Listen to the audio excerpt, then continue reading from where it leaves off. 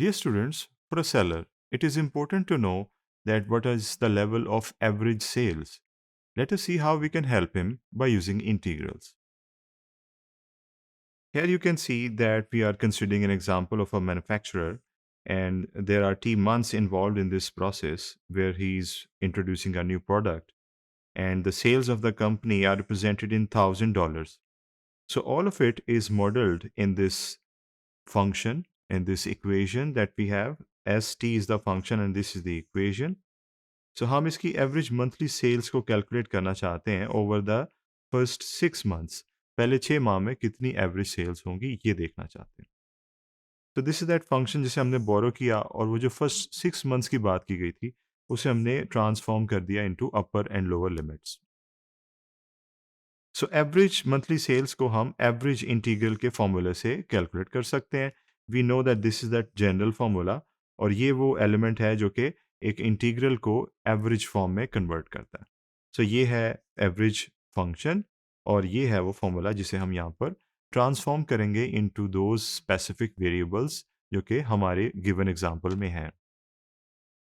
सो आपने देखा कि हमने वहाँ पर वैल्यूज़ लगाई स्पेसिफिक एग्जांपल्स और जो वेरिएबल हमने सब्स्टिट्यूट किए वो थे S and that was dependent upon time.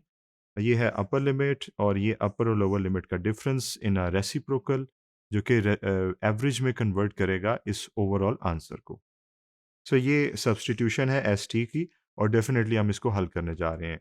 But a problem is already visible because जो डिनोमिनेटर में पास टर्म है इसका डेरिवेटिव हमें ऊपर नज़र नहीं आ रहा. दो देर इज टी स्केयर जिसका डेरिवेटिव टी की पावर 1 बनेगा but there is a square root as well. So it's not possible कि हम इस पर derivative over function rule apply करें. That's where we recall the integration by substitution function rule. तो ये हम रूल अप्लाई करने जा रहे हैं. देखा आपने कि हमने इसको इन बॉक्स में बंद कर दिया और इस बॉक्स को हम फर्दर कैरी करेंगे for its solution because remaining things are self evident. 750 को हम बाहर लिख सकते हैं जो आप देख रहे हैं लिखा हुआ है और उसके अलावा इसको हमने x एज्यूम कर लिया just to be able to get to the value when we are able to calculate it. तो हम उसको सब्स्टिट्यूट करते हैं. आपने देखा कि हमने x एज्यूम किया और x को हम आगे लेके चलेंगे. इसके अंदर जो x हमने एक ऐसा इंटीग्रल नेम किया है जिसके अंदर we have to do substitution and for substitution you know that we need to assume one of them equal to u जैसे कि हम पहले से सीख चुके हैं. तो आपने देखा कि जो ग्रेटर फंक्शन था having a greater degree that is a higher powered polynomial उसे हमने u के इक्वल कंसिडर किया और उसके बाद अगर हम उसका डेरिवेटिव कैलकुलेट करेंगे तो ये उसका आंसर होगा और हमने उससे D you over 8 that is T into D T की वैल्यू निकाल ली. डेफिनेटली जब आप ये कैलकुलेट कर रहे हैं you will have to keep an eye on the given function ताकि हम उसे अकॉर्डिंगली एडजस्ट करें और उसकी values as they fit should substitute. Now दूसरे साइड पे हमें लिमिट्स को भी कन्वर्ट करना पड़ेगा बिकॉज अब हम टी के बजाय यू की टर्म्स में बात करें. So if lower limit of tea was 0 तो u की लिमिट ज़ाहिर बात है हम इस इक्वेशन से निकालेंगे कि हम t की जगह 0 लगा रहे हैं और फिर हम देख रहे हैं कि u की वैल्यू 25 आ रही.